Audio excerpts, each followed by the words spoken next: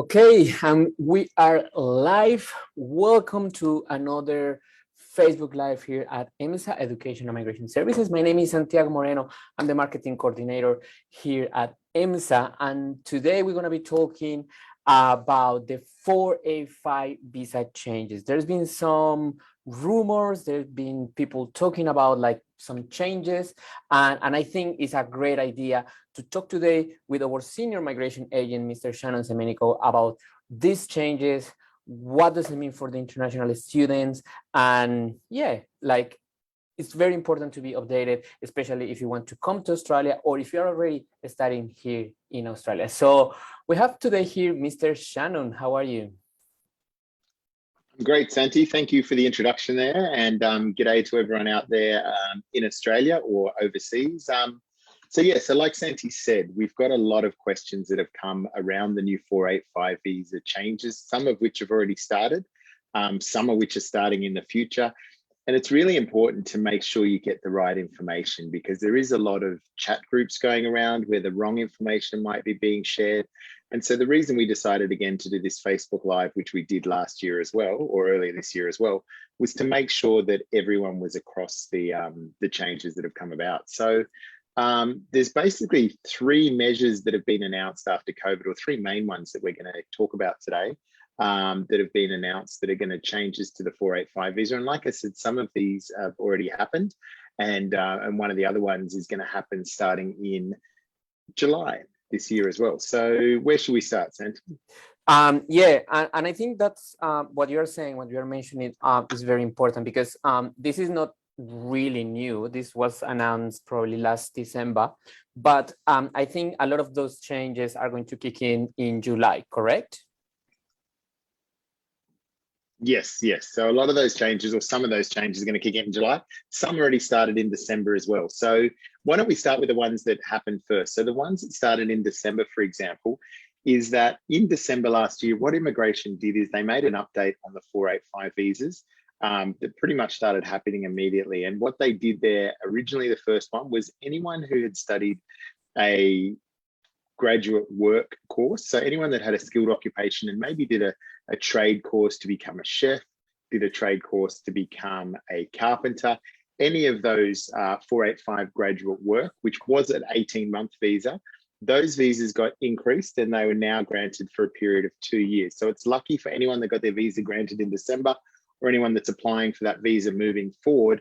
It means that instead of just being an 18-month visa, it's become a temporary change, which will mean that it runs for 2 years. Okay, they haven't said when it's going to end, but they've had a temporary increase in that visa to allow it to go for 2 years. And again, that's to help with the fact that there's not as many people in Australia, and they want to have obviously more people in the workforce. But the good news for people that are finishing trades is that it gives you 2 years. And if you apply right at the end of your visa and you get a bridging visa, you might end up getting a visa that's 2.5 years long. So it gives you a lot of time to get work experience in Australia, to move states if you need to move states, to get state sponsorship for skilled migration. And it just gives you that additional time and that additional buffer. And there's nothing different you have to do. It's the same application process, but just instead of being granted for 18 months, it gets granted for 24 months. Now, one thing that we do get asked a lot is, if I got the 18-month visa, can I extend it for another 6 months? Unfortunately not. It's only for the people that are getting their new visas granted after that date. So if you had your visa granted before that date, it is only for that 18 months. But if your visa was granted after that date, then it's granted for 24 months. So that's the first change. And if you have any questions, feel free to type them in, and Santi and I can answer those for you. The second change that came in was for people that were doing masters by coursework degrees at university that were 2 years long. So if you were to study a master's by coursework that was 2 years in an area like Sydney, Brisbane, or Melbourne, for example, in the cities, you would generally get a 2-year post-study work visa. So one of the changes they announced in that is that if you apply after doing a master's in coursework that's 2 years, you'll now get a 3-year post-study work visa. So this means it's the same as someone before who would have done a master's by research. It's now become a 3-year post-study work visa. So again, this is great news. It just gives you more time in Australia to work after you've graduated. Now, as it was before, but just to mention it again, for those of you that studied in regional areas in Australia, you can get an additional 1 or 2 years or 3 on your post-study work visa. So if you studied in a regional area and did that master's by research or that master's by coursework in an area that's considered regional, you can get an extension on that visa for an additional year or an additional 2 years if it's in a more regional area of Australia. So that's kind of how the additional years for the post-study work visa works. Right, and I think that's very important to mention because there are like two different things that maybe sometimes people get confused. So the first change is, like your post-study work visa for masters, either by research or coursework, is going to be 3 years. But after that, right, if I've studied in a place different to Sydney, Melbourne, or Brisbane, I could get an extra year. 1 year or an extra 2 years. And so what that means is if you studied, let's say in the Gold Coast or somewhere that's close to one of those big cities and it's considered, they call it cities and major regional areas or major regional centres, then you can get an additional year. If you studied in what they call regional centres and other regional areas, which is further away, okay? So think super regional areas. So for example, Perth will give you an extra year, Gold Coast will give you an extra year. But if you were to study somewhere like Ballarat or Cairns or somewhere that's more regional, then you would get an additional 2 years. So deciding where you study, and that's where our team can really help you. Deciding where you study is really important. So if you come and talk to our team and you're saying, listen, I'm interested in studying in a regional area, I don't mind studying in a regional area that's outside of, the big cities and stuff, like I'm happy to go to Cairns, I'm happy to go to somewhere a little bit more regional, then we can look at enrolling you into one of those regions, and then you would get your 3 year plus an additional 2 year, which means you get a 5-year work visa once you graduate. So this could be a really good opportunity, if you want to get more experience and apply for residency, or if you're just looking to spend a little bit of time in Australia and have the ability to work once you graduate. So really good opportunity there to extend that. And the last change that we really wanted to touch on today, Santi, was the one that we probably get a lot of questions on around vet and people that haven't studied a skilled occupation, right? Correct. Coming back a little bit before we move on to the next change, I think it's very important that you plan ahead, right? For example, we have a question here from David. It says, like, I study a bachelor in Melbourne and I'm currently living in a regional Queensland.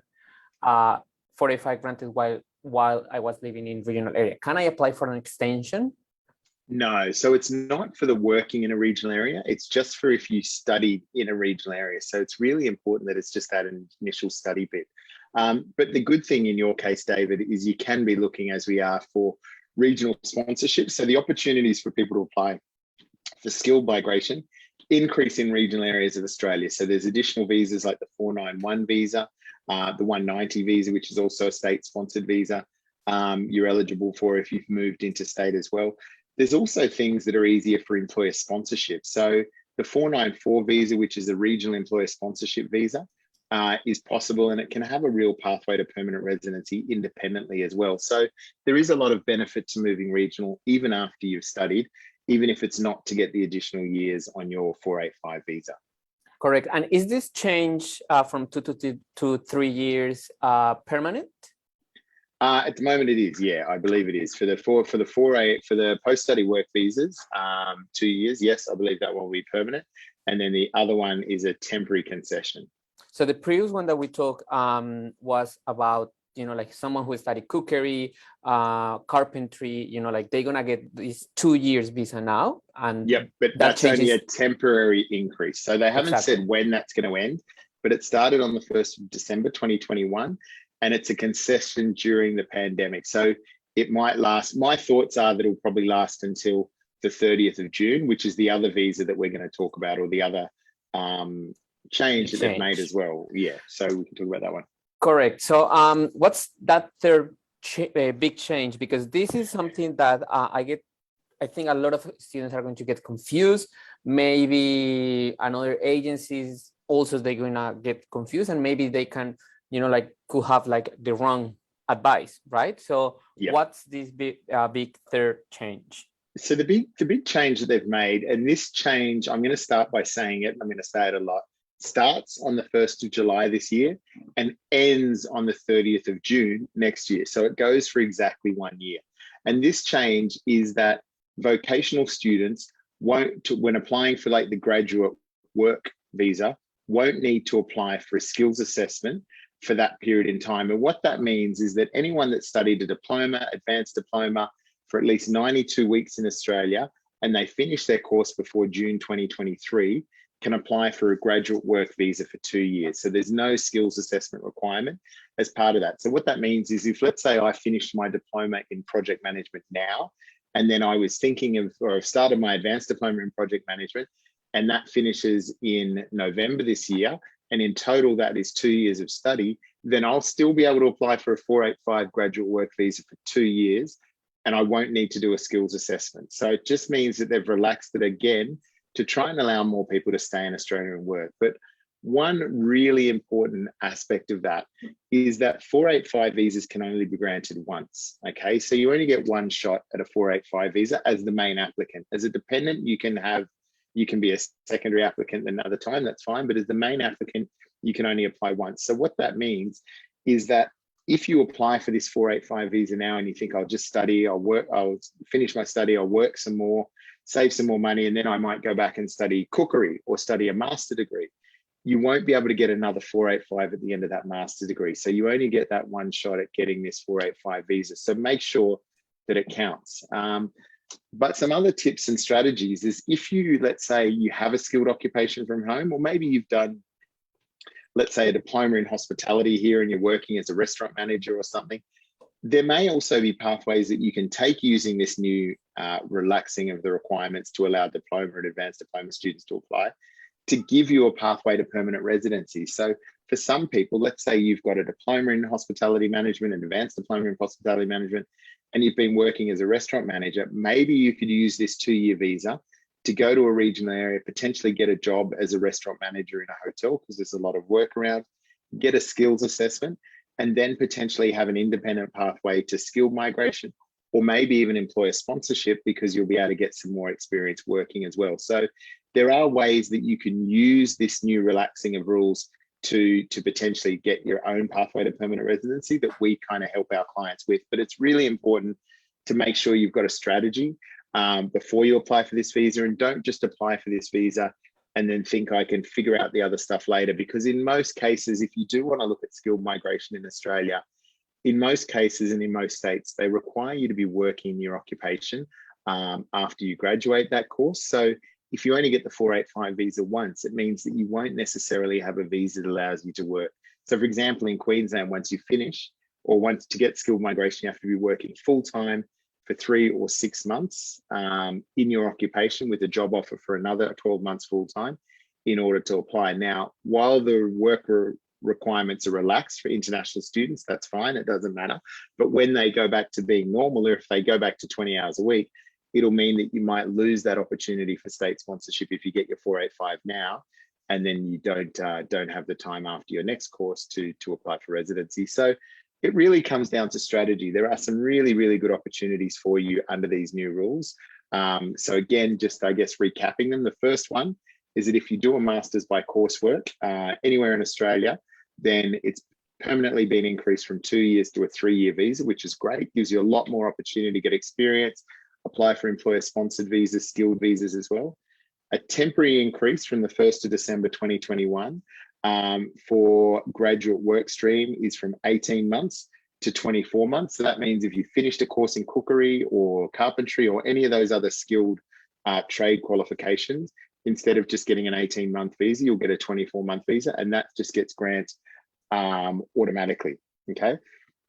And then finally, the last one, as we just mentioned, is graduates for vet courses cannot, to nominate an occupation from the skilled list are temporarily removed. So you won't need to have a skilled occupation between the 1st of July 2022 and the 30th of June 2023, which means that, yeah, that anyone that studies diplomas, advanced diplomas during that period will be, and it covers 92 weeks, as well as meeting the other requirements like English, health checks, police checks, and everything else, you'll be able to get a graduate visa for 2 years as well. So that's it. And I think we got another question there, Santi, just in time. Yes. Yeah, and I think this question is very interesting because it covers like two areas. Like one is Jules Contreras. She's asking, I studied a certificate in individual support and diploma of community services in Brisbane.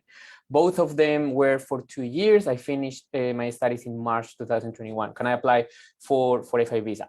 Before you answer this, I'm going to split this question in two because I think she's asking two very important things. The first one is, does a certificate counts towards this requirement to apply for the visa? No, so generally it needs to be the requirements for a 485 visa. Generally a certificate either needs to be part of a package course or it needs to be a trade qualification. Okay, it sounds like the certificate in individual support was an individual qualification, in which case it probably wouldn't count towards that 2 years of study, or it would be a little bit more risky. But you also said that the diploma in community services, both of them were for 2 years. So the diploma in community services, if it was a 2-year qualification, it would meet the requirements. But Yulia, I think you just need to know how long that diploma was. If it was a 2-year course, then yes. But the only downside to your question is that you finished your studies in March 2021. So because you finished your studies more than a year ago, you're not eligible for the 485. You can only apply for the 485 if you graduated within the last 6 months, okay? So now we're looking at a year and 2 months since you graduated, so you wouldn't meet those requirements. That said, if you were to study another diploma and finish it within that period of time, then maybe you could meet the requirements to apply for that, and then potentially look for state sponsorship state sponsorship or skilled migration as a community worker or a welfare worker, whatever that qualification would help you get a skills assessment at. And I guess this opens like a question. Do the diplomas, for example, do they need to be related in this case, or it really doesn't matter? I don't think so. I mean, it's hard because with a new visa coming in, it hasn't started. It doesn't start till the 1st of July, 2022. But because you don't need to get a skills assessment, there's no nominating occupation. So normally they say the studies need to be closely related to a nominating occupation, but they're saying that there's no need to nominate a skilled occupation. So it would be hard for them, I think, to say that the courses weren't related when there's no occupation, if that makes sense. Oh, cool. And I guess talking about the times, I know a lot of people is finishing right now courses around May, June. Can they apply? Or for example, if it kicks in on the 1st of July, right? Can they wait a little bit and then apply, or like what would be like the best strategy in that case? My thoughts would be yes, they should be able to, because at the end of the day, like I just said in Yuli's case, you can apply up to 6 months after finishing that diploma for the 485. Obviously, we can't see the law or the legislation for this visa yet because it doesn't exist, or the changes don't exist in actual legislation. But what it does mean is that there might be an opportunity for anyone who is finished within 6 months of the 1st of July still to be able to apply. Obviously, you still have to have a visa that allows you to be here in Australia, but it might make you eligible to apply for that 485 visa. So the requirements generally are you need to have finished a course in the last 6 months, and you need to have held a student visa in that last 6 month period as well. Right, that's this is very, very important. If you have more questions, just share them with us. We are going through all of your questions, but I think to summarize, I guess, like those 3 big changes or 3 big updates, some of them are happening. One of them is really coming up on the 1st of July. So what are those 3 big changes again?